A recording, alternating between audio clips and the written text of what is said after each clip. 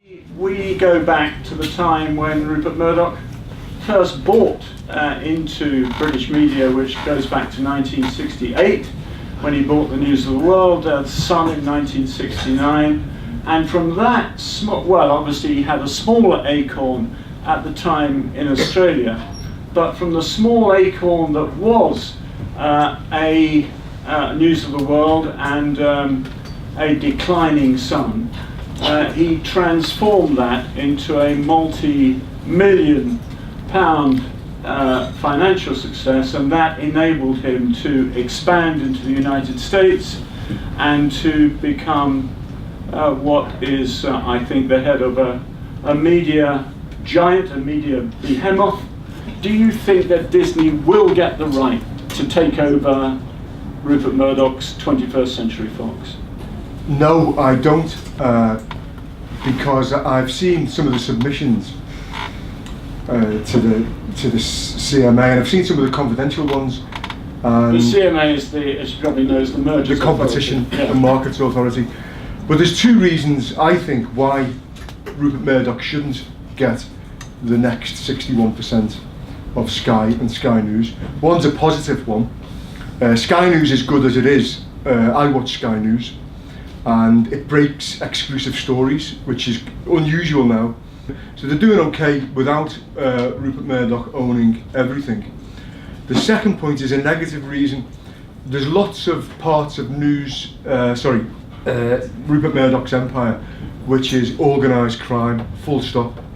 And News UK, which is the renamed News International, is the best firm south of the river.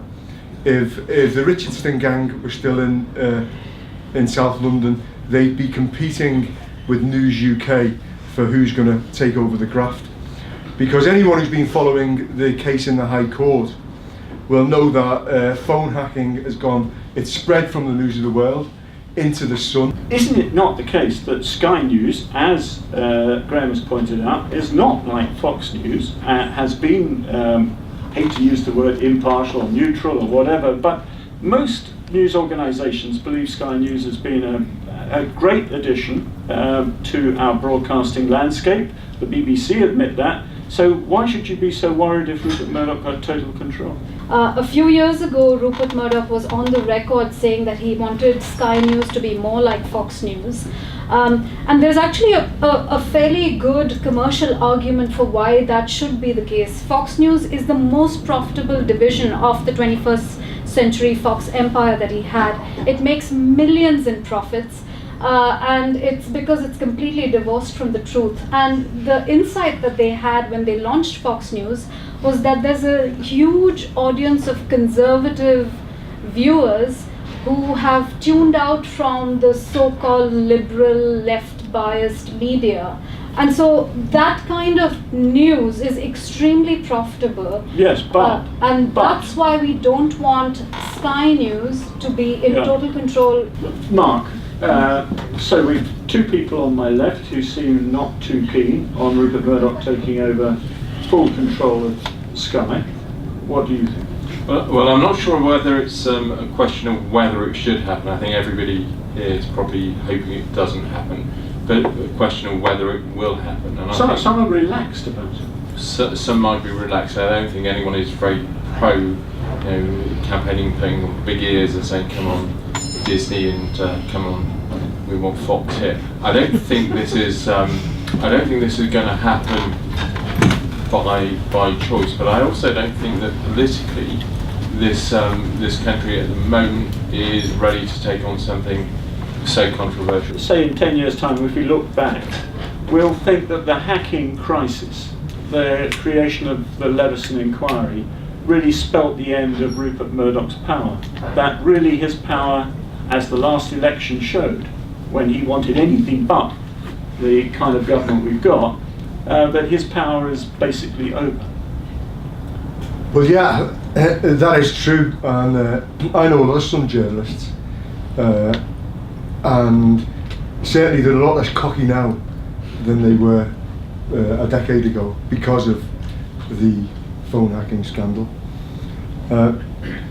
And And is there more, the phone hacking scandal, is it history now? Or is no, it isn't. It's unfinished business because what is incredible about the phone hacking scandal is that only a small part of it has come out.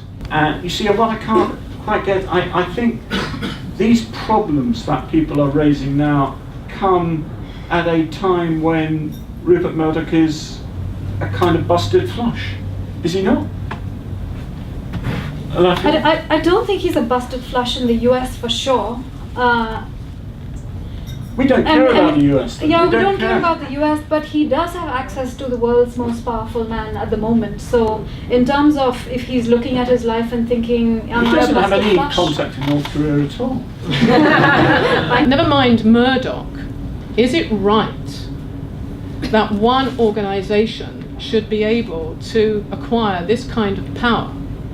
And is it therefore possible that even if Murdoch and News Corporation or News International was disposed of, that Disney or something similar may choose to exercise power, perhaps in a less uncivilized way? If those companies have too big a share, they can control what we know and what we don't know and what we read and what opinion we have. I've always thought that Murdoch was what he thinks is a benevolent despot. He thinks he can control people. He does. He probably, if you spoke to him, he would probably say, "But I don't understand why people don't like my opinion. They don't agree with what I want to do," because he probably thinks that what he wants to do is the right thing. But it's completely against democracy.